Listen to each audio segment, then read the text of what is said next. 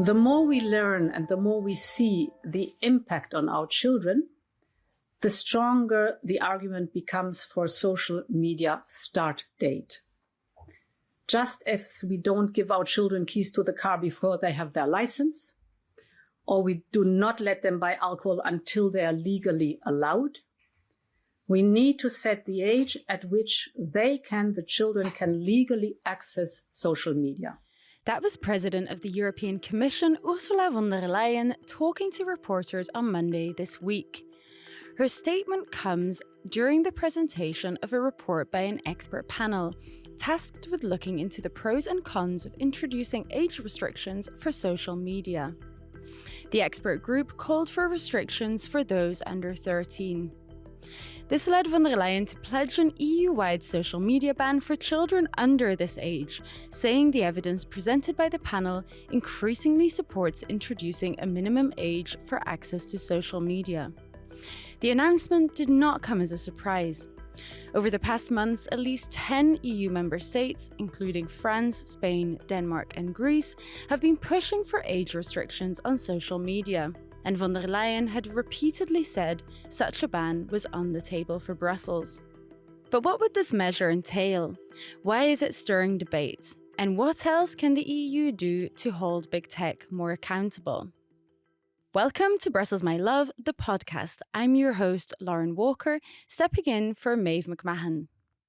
To discuss this EU-wide social media ban for children and the latest developments in the relationship between EU and US big tech, I'm joined by Sarah Brandstatter, tech reporter at MLEX. Welcome, Sarah. Hi, thanks for having me. Jean Caton, co-director of the think tank Future Technology Institute, connecting from Paris. Welcome, Jean.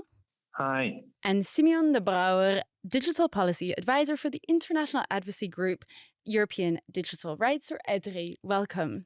Hello. Now, I want to start with you, Sarah. You've been discussing debates on EU social media bans within the EU for quite some time now. What did you make of this 156-page report that came out? What were your key takeaways here?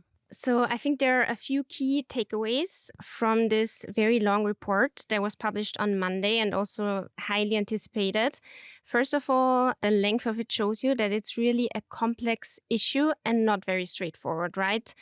And then it really shows you that the experts who have written this also think that a blank social media ban isn't really the answer, or at least it's not the only answer, right, to the issue we're trying to solve here, or they are trying to solve here. And maybe one interesting detail, because now I said social media, but with this report, they introduce quite an interesting, let's say, new category, new idea that I haven't heard before, and it's called social media plus. So it shows you that the EU and also these experts, they're not only thinking about these classic big social media sites like TikTok and Instagram, most of us know, but they're thinking broader, you know. For example, AI companions, video games, video sharing platforms as well. And they're also thinking about features. For example, you know, endless scrolling. I think all of us know that, right? If you're on the phone on Instagram, you just can scroll forever. I want to turn to you here, Simeon. Why is it important to have this category social media plus? Why do you think it's important to have a broader look on this? I think it's important because the harms that may occur online don't stop at social media. What I'm concerned about, though, is that it's presented as not a ban. However, it is ultimately a ban on under 13s. The question is not about whether under 13s young people should have access to social media, AI companions, video games, but whether identifying yourself, proving yourself to be of a certain age, or having the documents or technology to prove that should be a precondition for accessing online spaces, whether these spaces are for entertainment, seeking information, or expressing yourself. That, for me, is the question. And therefore, this scope that is a bit broader than just social media is both interesting and also not exactly clear and reassuring, because if we introduce mandatory age verification for social media plus, the question is, where does it stop? Yeah, I would like to stress and come back to what Sarah says about the report, and because I very much agree, and I think it's very important to consider the response given by the expert panel. Childhood is a complex process. It's a gradual and complex process that requires a graduate and complex approach. There is no vertical line in the report between what is allowed and what is not allowed, because it's not a matter of drawing lines. It's a matter of interaction and caring about one another. And also an important point, and it was stressed by Simeon, is that they propose a safe by design approach where they place a burden of proof on the platform, so to provide safe by default social networks for everyone, actually, not only children, but everyone. And it's only if you want to have access to some specific and I would say toxic features that you have to go through an age verification process. These are the main takeaways of the report and the main responses that the expert panel is bringing back to member states, to families, saying we have to care about kids and we have to care about kids all together, and it's about relationship and gradual processes. It's clear that momentum is building on this front in Europe regarding what to do with young people online. What has been triggering this debate, do you think? What's the driving force here? A similar discussion right now is happening in the UK as well. And we saw some data that has shown that a social media ban actually has a lot of support from parents.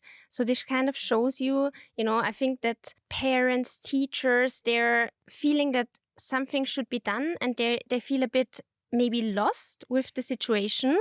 And this also puts a lot of pressure on politicians, on national member states, but also on the European Commission, basically to do something. And the question is, are they going more for like a straightforward ban that's also simple to communicate to voters, for example, or will it be a more nuanced approach?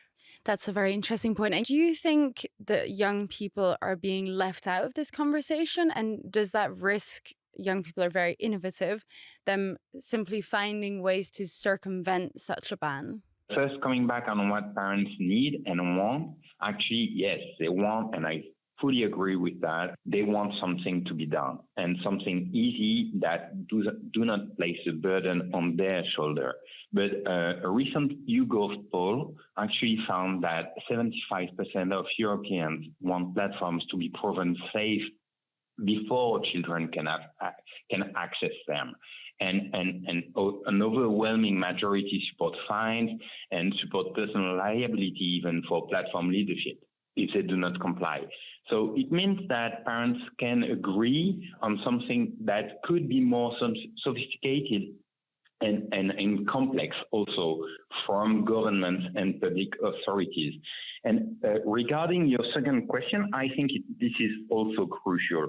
And this is what I really like about this report, is that it gives a great place to children. Actually, the fourth part number 4, was drafted with children. And there is a plea for an autonomy-based approach by children and for children. There are lots of paragraphs on democracy, on empowerment, and how we should go from parental control tools to empowerment tools that allow users, child, but also young adults, to take back control of their use. And this is great, actually, because this expert panel considers children as real person, I would say, and not objects of some public and very simple public policies. And I just want to discuss the practicalities of such an age verification or the age restrictions, because again, going back to Australia, which was seen as a front runner, it was the first country in the world to impose such a ban, and under 16s can now supposedly not go on these platforms. However, a study has shown that actually a lot of them have circumvented the ban, mainly because major platforms are failing to request the age proof. I want to turn to you, Simeon. What lessons should the EU learn from Australia when implementing this age restriction, if and when? One lesson that the EU should learn and has learned is that young people want to access online spaces. Online spaces are not just for entertainment, they're really important for one's life, especially nowadays. In the Australian case, it's both the platforms not enforcing well the rules, but also young people being creative in ways to bypass the limits. I think this is extremely important, and this is kind of what is followed in the panel experts report, in that they want to allow young people to still access online spaces. They just also want to force online spaces to be safe first, and that's great, especially as this leaves open the way for us to also adults being safe online. However, we should not fool ourselves. If we impose a top-down restriction and tell young people what is safe for them without giving them enough of a voice or without listening to what they actually said, and that's a critique that has been voiced, they will bypass restrictions, whatever the restriction is. And if you look at what we have potentially on the table now here for the EU, it's quite different to what we have in Australia, right? Because Australia has a strict social media ban for under 16-year-olds for a list of 10 big platforms. And here now in this report, the focus is very much on safety by design, taking this kind of child rights approach as well. And also the age limit they are thinking about would be 13. So you can already see how, that's kind of like developing. Australia was the first one. Everyone's looking there, and the EU might do things differently as well, because as you said, we see that things might not work like they have intended it to work. And now I want to bring in the voice and experience of Kelly Stonelake, who worked at Meta, the company behind WhatsApp and Instagram. She worked there for 15 years before becoming a whistleblower. This is what she told us about the company's modus operandi when dealing with child safety. I was read in on the open secret that a significant portion of our users were children, even though at the time the product was only meant for adults. There were organization-wide directives to avoid taking notes or keeping any record of our knowledge of children using the product, as the company's priority was not to keep kids safe, but to keep itself safe, to keep profits safe. We had built a place for predators to thrive unchecked. Yet I was being asked to expand the product so that more people, more kids, could access it anywhere. And the plan of record was to imply we had parental controls even though they weren't ready. When I raised the problem, I became the problem. And eventually, I was removed from the meetings required to do my job. The cognitive dissonance that this company I once believed in was actually putting profit before people broke me. And this, plus Meta's systemic harassment and retaliation towards those who speak up, culminated in a significant mental health and functional collapse, of which I am still recovering from. But I declined Meta's severance offer, and I have dedicated the capacity I do have to creating a safer internet for kids. Now, Meta has consistently denied claims that it ignores youth safety. But Jean, is the EU putting enough emphasis on holding tech companies accountable for their actions, do you think? It's trying, at least. We can't deny that. Is it trying the right way? I'm not sure. I think that the Commission is centralizing too much power, and it is something we find in the report, a call for a diversification of players around the table and the involvement of national authorities within the case conducted by the Commission and more cooperation among member states. This is something crucial. I maybe just want to close off this chapter by asking Sarah, what can we expect from the EU on this age restriction in the coming months? What are the next steps? And do you think, is it realistic to think that maybe in some months or a year, social media would be this restricted for under 13s? I think we will see something in September, from the European Commission, most likely some sort of proposal, so a new law on this, just because there is so much pressure on them as well to do something. I think it would be realistic that they get it done, within a few months. So potentially maybe next year we would see something. And on this convergence of big tech and EU laws, there's a major political debate ongoing in Brussels on a controversial bill regulating whether tech companies can scan messages for child sexual abuse material. This pits child protection against digital privacy. Now, this legislation is quite complex, so we won't get too much into the nitty-gritty.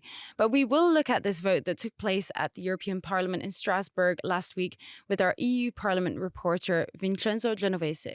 In the last plenary session before the summer break, the European Parliament approved the extension until 2028 of a temporary regime allowing electronic communication services to put voluntary measures in place to detect child sexual abuse material, the so-called CSAM. It's a very controversial regime, which has been dubbed chat control by its critics because of its privacy implications, while its supporters consider it crucial to protect minors' rights and combat the dissemination of child pornography. These conflicting concerns were also at the heart of the political battle in the parliament. We had the largest political force, the European People's Party, and a large part of the Socialists and Democrats pushing for the extension, while most of the other political groups were against it, or at least eager to introduce substantial changes to the law. Now, Simeon, why is this discussion so politically divisive? Our colleague Vincenzo spoke there of the division within the parliament, but we also know that within member states, so in the council, there are also very different opinions on this. This is because this kind of law presents a fundamental shift on how to address crime. This law proposes to turn everyone into a suspect and to check everyone's messages, emails, images, so in order to find the criminals. And this is contrary to the presumption of innocence. It is against the confidentiality of communications. It's, of course, against privacy. And the last week's vote has been both a victory and defeat. A defeat because last week, what the parliament approved was to allow private companies, mostly American, to voluntarily scan our conversations without oversight, without safeguards.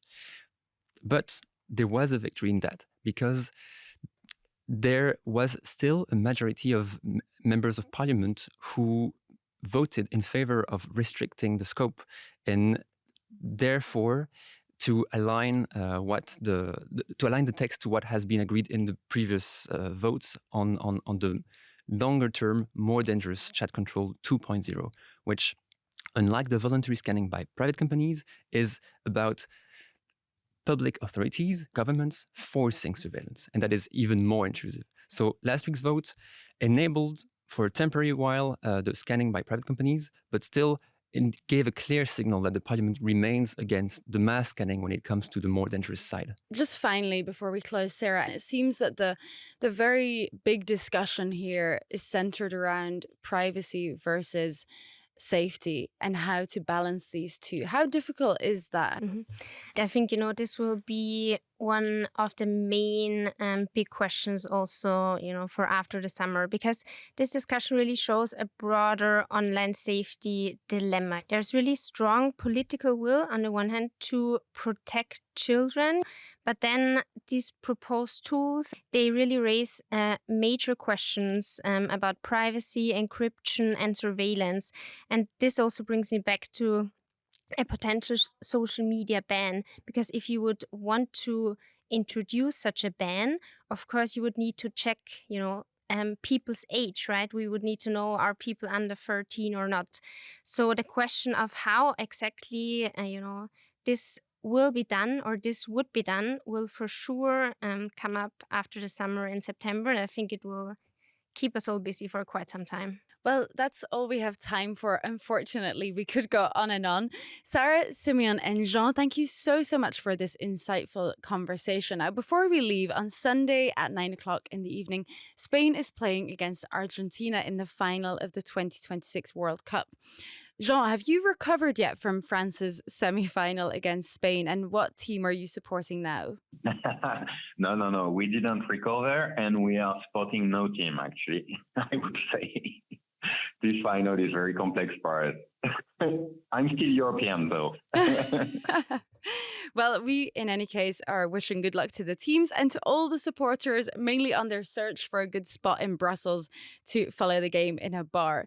Thank you so much for joining us on Brussels, My Love, the podcast. Thank you also to the Brussels, My Love team at Euronews, our sound technician Yorgos Levadidis, our podcast producer Alice Carnavali, and our social media aide Eva Brou. Let us know what you think of Brussels, My Love, the podcast by dropping us a line at brusselsmylove@euronews.com or giving us a rating. And don't forget, you can find us on Apple Podcasts, Spotify, or wherever you get your podcasts. And if you like spending time with us, subscribe to Brussels, My Love, the podcast, leave us a review, and tell your friends and loved ones about Brussels, My Love, the podcast. See you next time. Euronews.